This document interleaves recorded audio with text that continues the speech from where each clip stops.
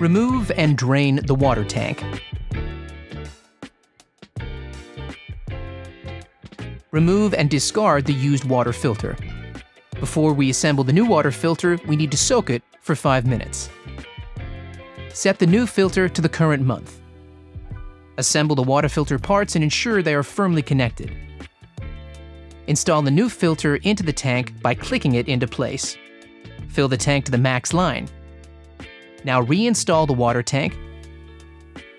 Set a reminder to change the filter after 90 days or 48 liters.